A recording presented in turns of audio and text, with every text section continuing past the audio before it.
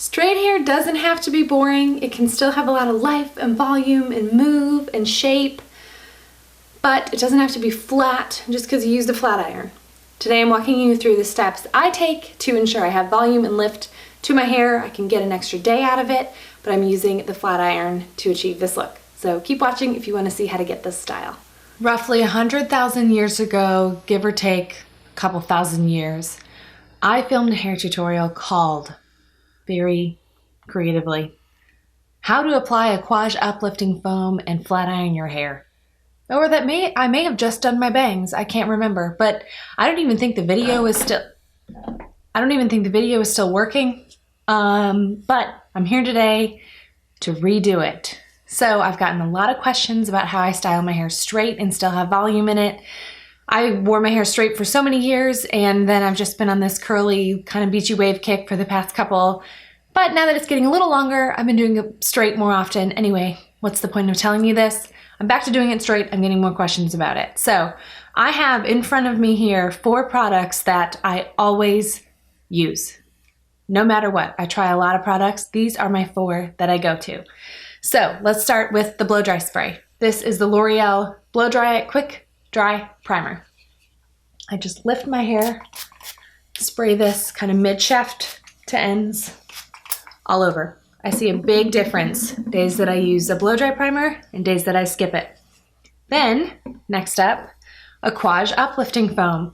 I discovered this root lifter at a hair show 14 years ago, and it has been an unbeatable root lifter for me. So what I do is divide my hair into rough sections and then spray it right at my root area.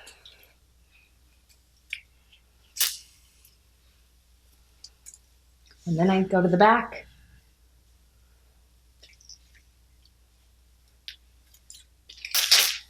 And then once I've applied it, you can see it's all in there. Take your fingers and rub it in.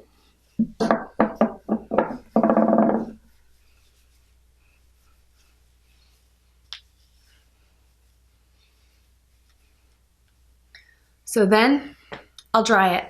I'm using the T3 blow dryer. This blow dryer has worked wonderfully for me for the past year or so. And then I have here a wet brush full of my hair, sorry. This is a vented wet brush. You always want to use a vented brush when you're blow drying your hair because that helps the air flow through it. Makes your blow dry maybe 30 seconds faster, but it helps. Every second helps, right? So always do medium heat. Never put your blow dryer on the highest heat. It's too hot. You don't need it. Instead, use a blow dry primer. Let's get blow drying.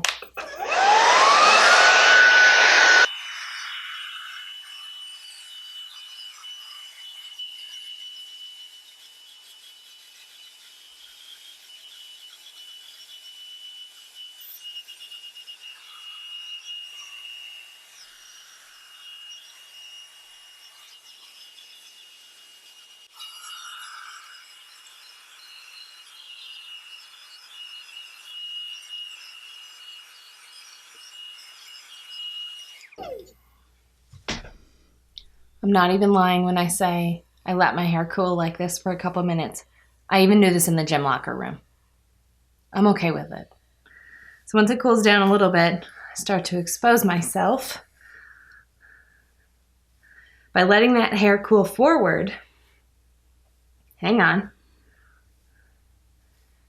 It creates a really nice swoop later when you actually style it. You also get tons of little hairs stuck to your eyelashes and lipstick. Who doesn't love that? Another trick is, since I know this hair is gonna go that way, I'll let it cool the opposite direction. Just add a little more bump. So my tried and true all-time favorite flat iron is the GHD 1-inch. I believe this is the classic. It might be the professional. I've had this for so long. No, this is the classic. I thought I had worn away. It just says D now, but I know it's a GHD. So it does not have a heat setting. It just has an on and off button. You can tell it's on by that blinking light. I prefer tools with the heat setting, but I find that I can work pretty fast with this flat iron, so I'm not just burning sections of my hair. So at this point, I'll grab this top part using a duckbill clip and separate this up, flat iron the bottom, and then I'll do the top layer. This is pretty easy for me because my hair is naturally straight. If your hair is curly, wavy, frizzy, if you have any problems flat ironing your hair, you'll want to divide it into at least 3 sections. I know that may sound like a lot of work, but I'm telling you, if you take smaller sections, you can move fast and you will be much happier with the result. You may be able to get an extra day out of your hair if you've spent time doing it right the first time. I'll get off my soapbox. Let's start flat ironing. So I'll grab a section over here, comb through it. It always helps to comb through it to make sure you're not pressing any tangles. And then I just run the iron over my hair.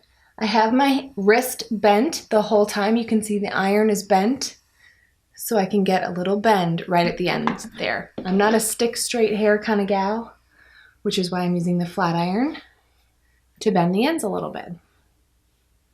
Around your face, it helps to pull that hair forward just to create a nice C shape.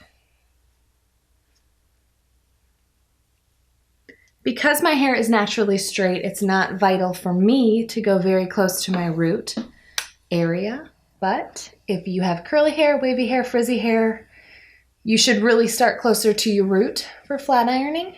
If you're just looking to bend the ends, like I am today, you're okay starting mid-shaft, especially on this bottom layer that you can count on from here to here being covered by your top layers.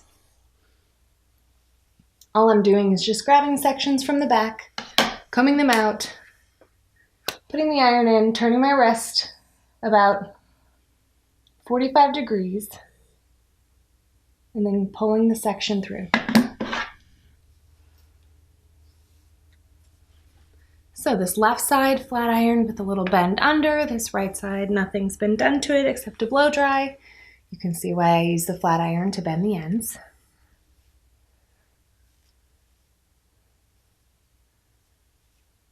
The smaller sections you take, the more effective result you'll have. This would depend on your hair thickness and what issues you're battling with the flat iron. But if you take a really thick section through the iron and it doesn't get straight, it's because that heat is not getting to the middle of your hair. It's just kind of pancaking or sandwiching the outside. So that's why taking thinner sections, more of them, allows you to be a little bit faster because you don't have to go over a section that you just did. My hair is, I'd say, medium to fine. It flat irons really easily because it's straight. So I can take semi-big sections. Bigger sections than I would take if I was curling, if that makes sense. So all I'm doing is running that flat iron over. I've got my wrist bent a little bit and I'm pulling it down. So I'm done with the bottom part. Now I'll let down that top section. Establish my part, flip that hair to this right side, and we'll start working on that. If you have trouble determining what has been flat ironed and what you just dropped down for your section, it's okay to use the duckbill clip. Should have done this before I let that section down. And just clip that hair off so you know you don't have to flat iron it again. I can pretty much tell, but if you can't tell, just before you let that top section down, slip a duckbill clip in there to keep it separated.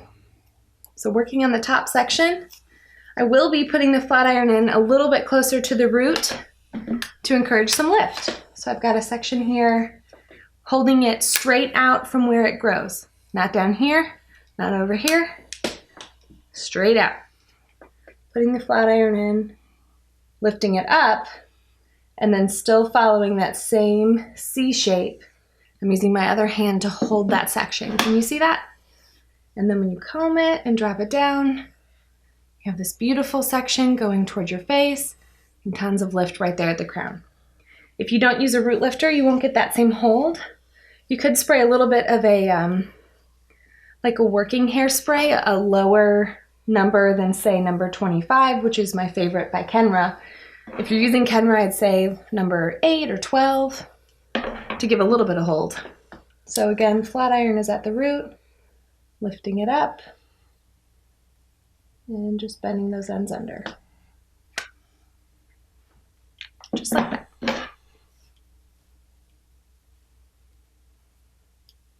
Get this section taken care of, and I'll move on to the back.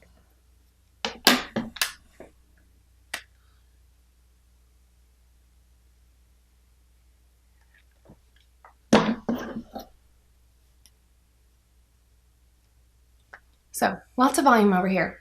I haven't even put my texture spray or teased it. So you just do the same thing as you work your way around your head, putting the flat iron close and bending it up.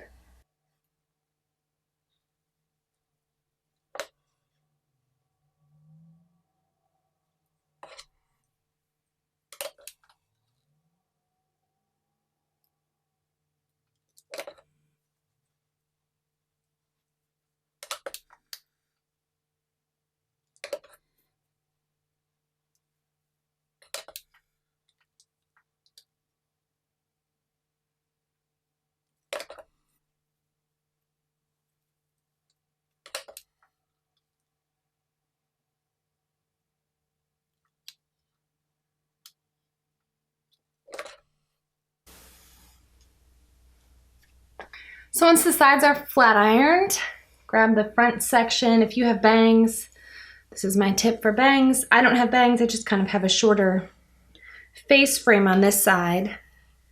Hold it lightly and pull it forward and do the same thing. Put the flat iron in at the root. Bend it down. So you've got this nice C shape sort of bending under your chin. And then when you push it to the side,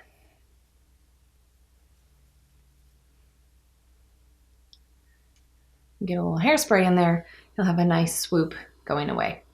So this trick works also for shorter hair. If you have proper bangs, you could do this on both sides. So you kind of get that swoop going back, but because you let the hair cool after your blow dry going forward, it's not just going to be kind of plastered back from your base. So whenever I style my hair straight, I know I'm going to not wash it the next day. I'll either re-flat iron it or put a little wave in it. But I like adding Amika's Undone Texture Spray. This has been a long time favorite of mine. I'll just lift a section of my hair, spray a little texture in there. For me, because my hair is pretty straight on its own, and then I've just flat ironed it, it wants to just be really lifeless and straight, and I like a lot of volume with my hair, which is typically why I curl it. So the texture spray gives it a little lift. It keeps it from being super silky and kind of just hanging there. It gives it a little structure, if that makes sense.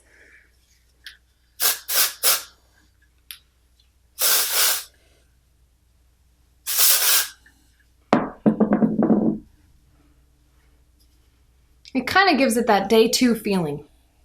So you can see even that, I mean, I've fluffed it up with my fingers, but even that gives it a little bit of shape. Then I'll use my comb and add a little bit of teasing.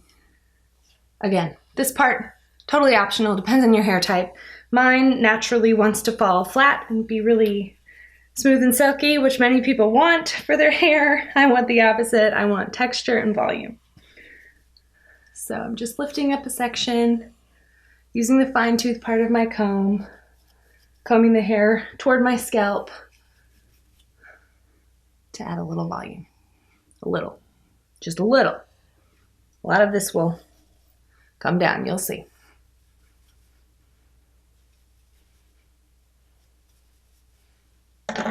So then after I tease, I use my fingers to smooth it all, make sure you can't see any teasing, but try and leave a little bit of that cushion underneath just for the fullness.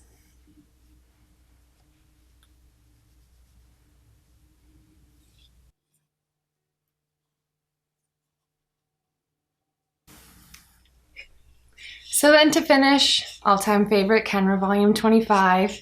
I like to pinch a little bit at the root area just to add a touch of volume up there. And then for the bang area, if I didn't use hairspray, this is where it would be all day. So hairspray is my friend. I push it to the side, especially because you styled it to do that. So it's just paying attention to what you told it to do. See how you can get that nice little swoop there? So just a little hairspray. I don't want that to be too stiff. I find what works for me here is to spray it and let it dry and kind of set in that place for a minute, and then I'll usually run my fingers over it a couple times just so it isn't too stiff. We're not going for the newscaster look, you know. You want your hair to move.